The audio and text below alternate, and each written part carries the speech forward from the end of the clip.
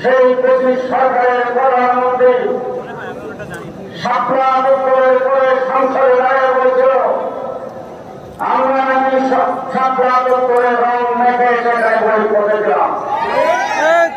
police থেকে